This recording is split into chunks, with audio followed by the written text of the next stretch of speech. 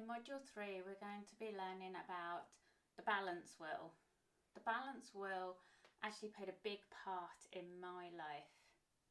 I had no balance after I had a car accident. I kept pushing myself, searching a way back to be back how I was before the accident. You know, I was just constantly trying to be like everyone else. But what had really happened was I needed to take a look at me and what I needed, because things had changed. And this was a good key for me in my life, but it doesn't mean you have to have something quite so drastic to do this. We actually need to just stop and look and think what's right for me, not what is everyone else is doing. And when we look at the module, we can really break down and see what it is that we need for us, that works for us. So instead of trying to be like everyone else, I needed to start accepting what I needed, what worked for me for that day.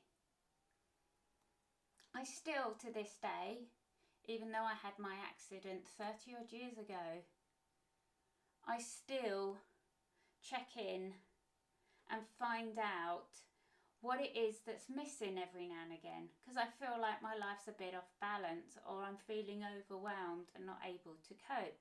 So I check back and look at the wheel and find out what it is that I need to do. Do I need to get out and do some exercise because I find that really calms me down and clears my head? Or do I need to just be with some friends and have some fun and switch off? Do I need to reconnect with my family? Or is it that I'm up and down at the moment because I'm not eating correctly? And by doing this, we're not constantly analysing ourselves and beating ourselves up. We're just being aware and going, oh yeah, I've eaten a bit too much sugar or something at the moment, and that's why I'm all over the place. I need to just step back on that and things will be a little bit better. So the key to managing anxiety and stress is having a balanced life. That doesn't actually mean that we need to be perfect. It doesn't mean that everything needs to go to plan. And we don't have to be good and everything right all the time. We're allowed to be flexible with this. And when we look at the wheel, it doesn't mean we have to be doing all of it at once, because there's not enough time or energy, and that will cause more stress and anxiety. It's just seeing what we need at that moment. It actually means about having things around us to help us get through life and our challenges. It means learning and understanding what we need for that day, that week, and that month. We can also use it and look ahead, not always looking back on what have I not done wrong. We can use it to look ahead. I'm going to have a busy time. So what do I need to make sure that stays in place from my balance wheel to be able to get through that busy time? So this is a key part of managing our lives and our minds and our bodies. When we work with this resilient module, my balance wheel, as you will see from the diagram, this means your will, your life. We build resilience to the circumstances around us and the things that we can't control. Resilience in the dictionary means being able to recover from difficulty. So when we have things in place, it helps us recover. Research has shown that if people have problem-solving abilities, emotional support from outside the immediate family, and belief that one can impact their own destiny, and the ability to get on with others, we're able to be more resilient. And if we get this balance right, we can stay not just healthy, but we can help control our anxiety, stress, and even depression. Because when we shut down any sections, we start to shut down mentally. So let's take a look at the balance wheel and see what's missing from your life. Let's start with sleep. Did you know that if you don't get enough sleep, it's actually like being drunk? We don't function properly, the brain's not working, we can't think, and our body is just on complete drain. And we wouldn't get in the car and drive when we're drunk because we've been told we're not allowed to do that anymore.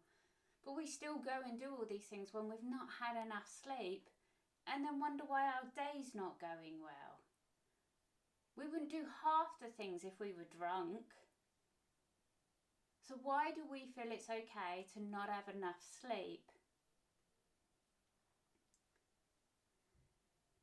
A good night's sleep will always help. When our brain is tired, it's struggling to function, and we really find it hard to make any sensible decisions or to deal with any situation. Next is good nutrition and exercise. Increase the amount of exercise you do. We don't have to do masses. If you're already doing some, that's great. If you're not, get up and move, at least for half an hour a day. And if you can get outside and do some exercise at least 3 times a week, that's brilliant. Because exercise requires some concentration, and this can actually take your mind off any fears and anxieties. It is really good, and it helps clear and process things when we're out. It doesn't always have to be running or cycling or climbing a mountain. It can be simple of just going out for a walk, doing some yoga, some calm things, some tai chi. Or it can be going out for a good run to clear the mind. But you have to pick what works for you, not what everyone else is doing.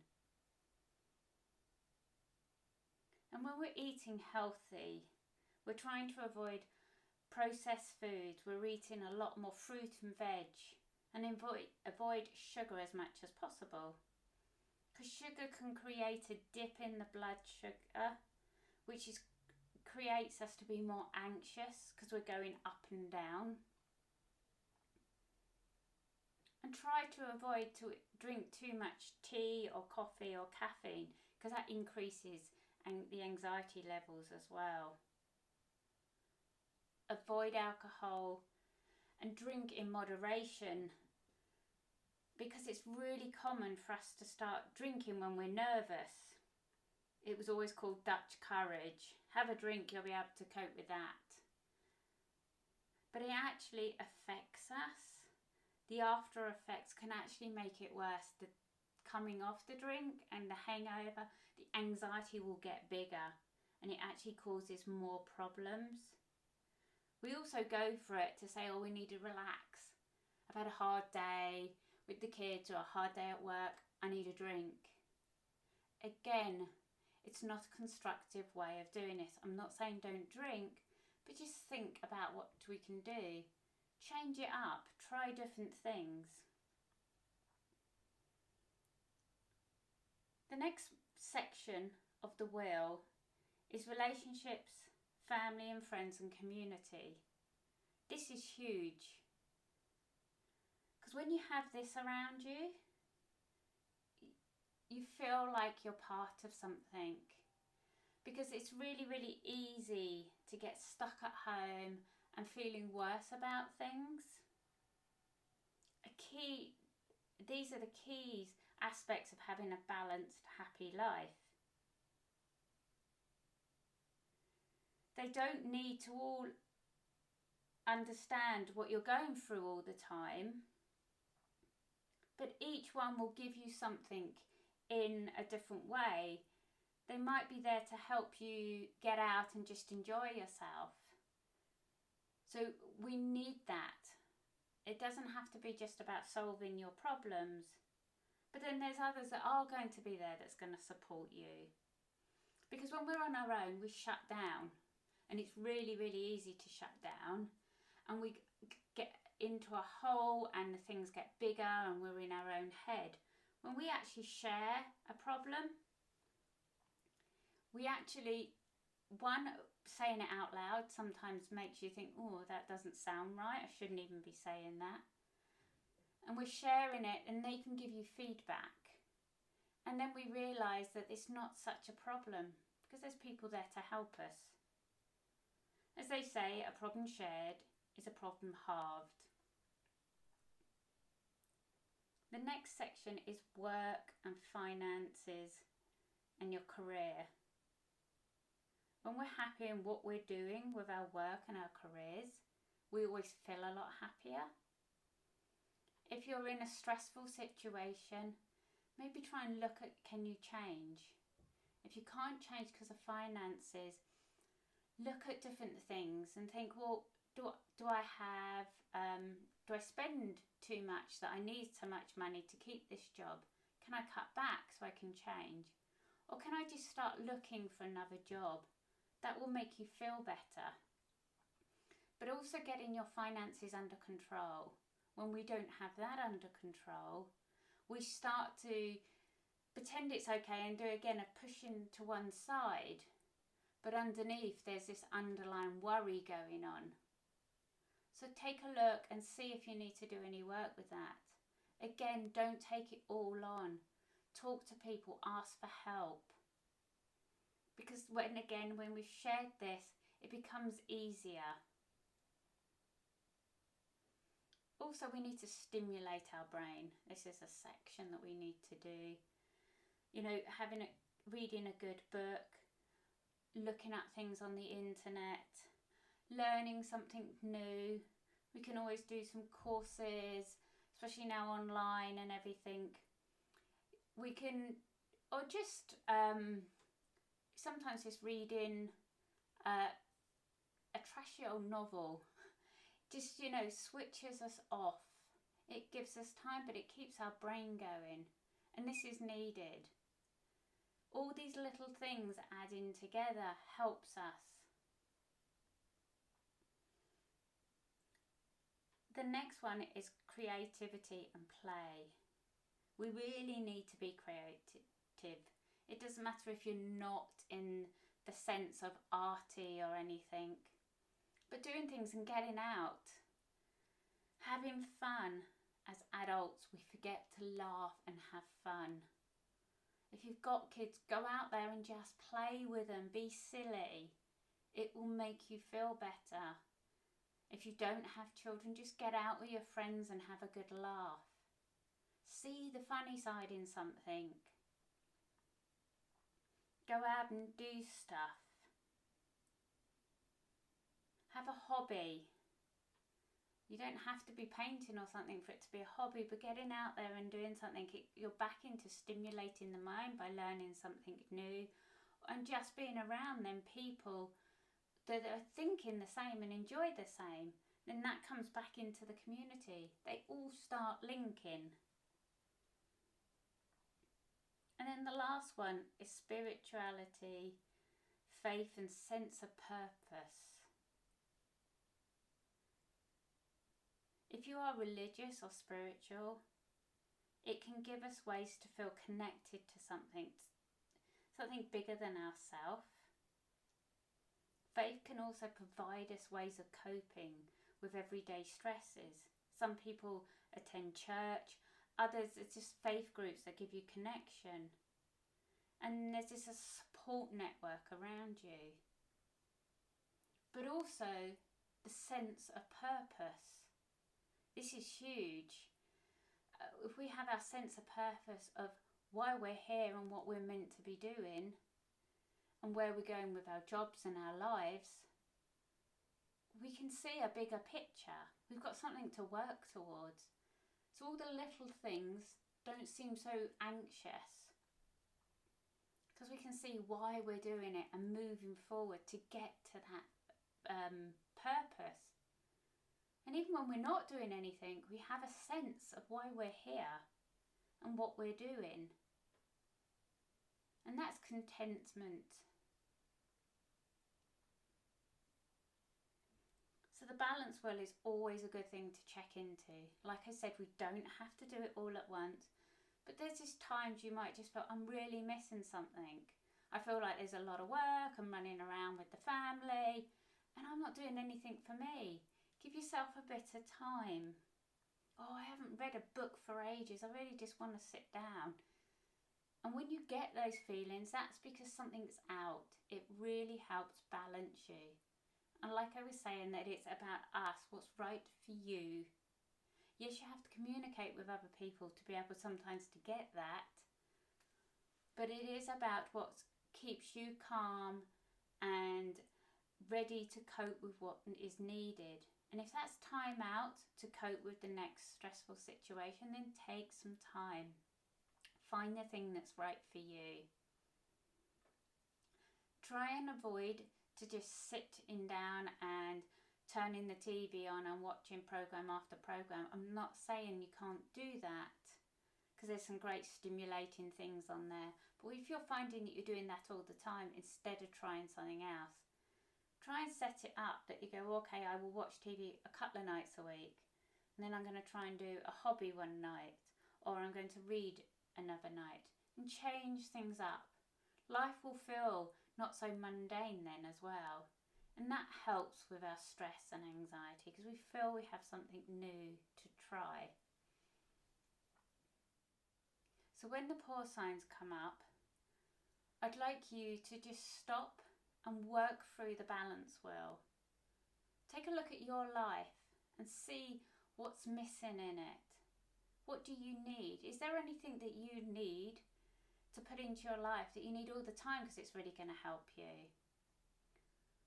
Or is there just something that you need to remind yourself every now and again that I need to at least do that once a month? But just take some time and go through it.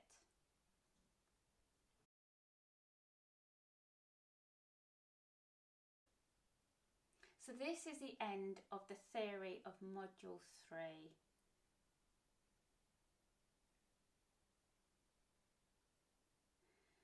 And what we're going to do is, you've got this module's toolkit, practical toolkit. But as we're coming to an end of the course as well, I just want to recap before you go off to practice this module's practical on what we've actually created. Now, what's in your toolkit from this course? So we started off with our start your day with a positive action, and we were saying to ourselves, what sort of day will I decide to have today? And you needed to keep this up as you went through, so it become a habit, to just a new way of thinking.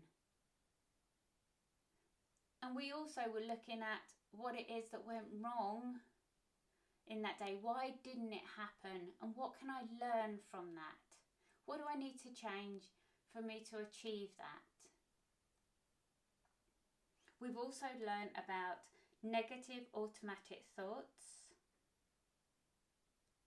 We've learned about anxiety and stress and how it affects the body. We've learned about the balance wheel and how we can sometimes slip into losing some of these things and we need to bring them back in. And in this week with the practical, we're going to learn about the hand reflexology and pressure points on the hand to help keep us calm, relaxed. How we can then ease our panic attacks and help us unwind and release some of the tension in our neck and shoulders. We've also learnt 2 different breathing techniques where we breathe in and out and releasing all the negative fears, worries. And we've also learnt the alternative nostril breathing to to help get the brain working.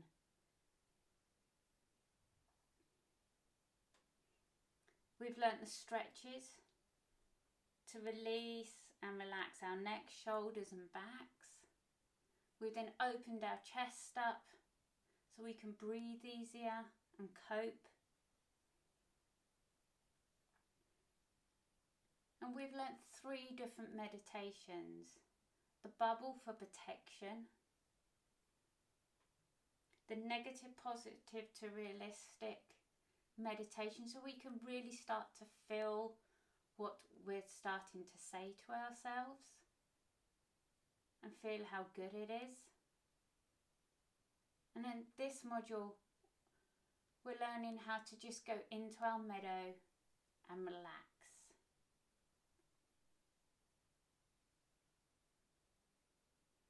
I hope you enjoyed this course, and I look forward to seeing you on your one-to-one, where we're going to recap over things, and I'm just going to say how you've taken everything in and that you're doing techniques right. If you have any questions, you can ask me.